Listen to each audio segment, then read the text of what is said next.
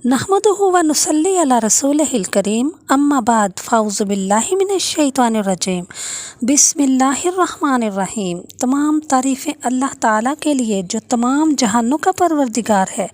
लाखों करोड़ों अरबों खरबों क़यामत तक के लिए दरूद और सलाम हो हमारे प्यारे आका हज़रत मोहम्मद मुस्तफ़ा सल्लल्लाहु अलैहि वसल्लम पर।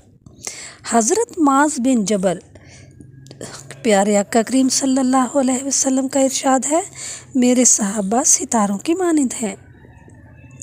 इलाही तो खूब जानता है कि मैं तो तुझसे डरा करता था, आज मैं तुझसे मग़फ़रत और रहमत की उम्मीद रखता हूँ।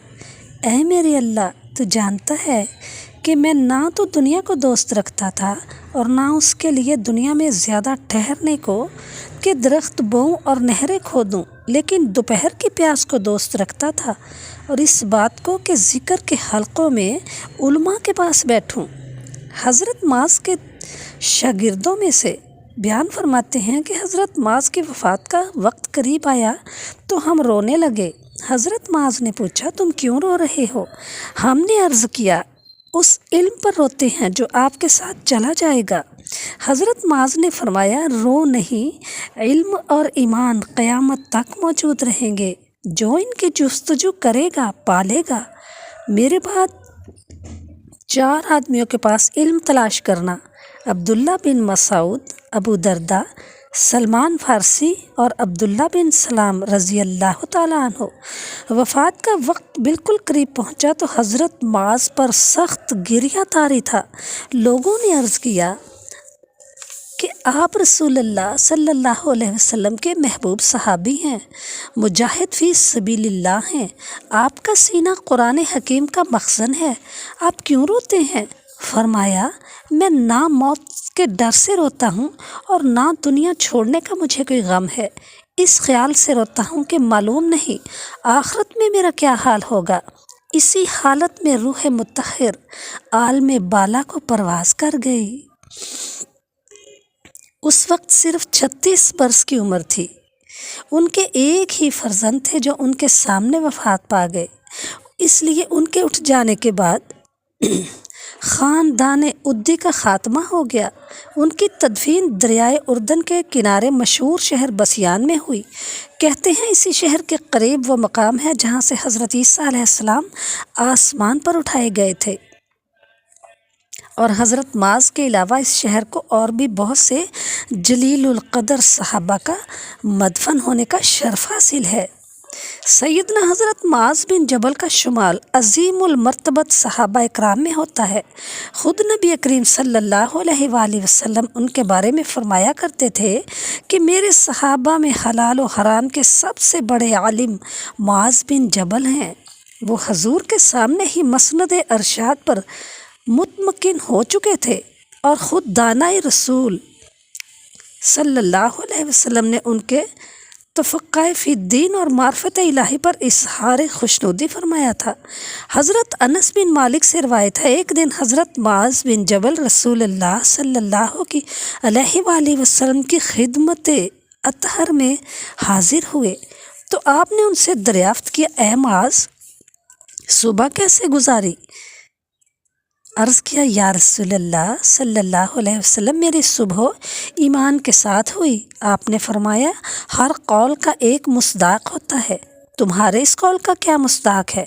हज़रत माज़ ने कहा, ए अल्लाह के रसूल, मेरी कोई सुबह ऐसी नहीं गुज़री जिसमें मुझे ये ख़्याल ना हुआ हो कि मैं सुबह ना कर सकूँगा, और कोई कदम मैंने ऐसा नहीं रखा जिसमें मुझे ये ख़्याल ना हुआ हो कि दूसरा कदम ना रख सकूँगा। और गोया कि मैं उन तमाम उम्मतों की तरफ देख रहा हूँ जो घुटनों के बल बैठी हुई हैं और जिन्हें उनके अमाल नामे की तरफ बुलाया जा रहा है, और उनके साथ उनके नबी हैं और उनकी उम्मतों के साथ उनके वो बुत हैं जिनकी वो अल्लाह के सिवा इबादत करते थे।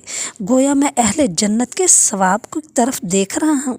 रसूलुल्लाह सल्लल्लाहु ताला अलैहि वसल्लम ने फरमाया, तू मार्फत को पहुँच गया, बस इसी पर जमा रह। हज़रत उमर फ़ारूक फरमाया करते थे, माज़ जैसा शख्स पैदा करने से औरतें आजिज़ हैं। सफ़र शाम में جابیہ میں خطبہ دیتے ہوئے فرمایا مجھے فقہ سیکھنا ہو تو معاذ کے پاس جاؤ، جسے فقہ سیکھنا ہو وہ معاذ کے پاس جائے۔ ایک اور موقع پر فرمایا اگر معاذ نہ ہو تو عمر ہلاک ہو جائے۔ ایک روایت میں ہے وفات سے پہلے حضرت عمر فاروق نے فرمایا اگر اس وقت معاذ زندہ ہوتے تو میں ان کو خلیفہ بناتا۔ حضرت عبداللہ بن مسعود فرمایا کرتے تھے معاذ بن جبل ان معنوں میں ایک امت تھے کہ وہ لوگوں کو بھلائی سکھاتے تھے، اور اس معنی میں کہ ہمیشہ اللہ اور اس کے رسول کی اطاعت کرتے تھے۔ حضرت عبداللہ بن عمر کے نزدیک آپ اقلائے امت میں سے تھے۔ حضرت سعید بن مسیب سے روایت ہے کہ حضرت عمر فاروق نے اپنے عہد خلافت میں ایک مرتبہ حضرت معاذ کو بنی کلاب میں صدقات کی تحصیل کے لیے بھیجا۔ انہوں نے صدقات وصول کر کے شریعت کے مطابق انہیں تقسیم کر دیا اور کوئی چیز نہیں چھوڑی۔ جب واپس آئے تو خالی ہاتھ، جو ٹاٹ بیٹھنے کے لیے لے گئے تھے وہی گردن پر رکھے ہوئے تھے۔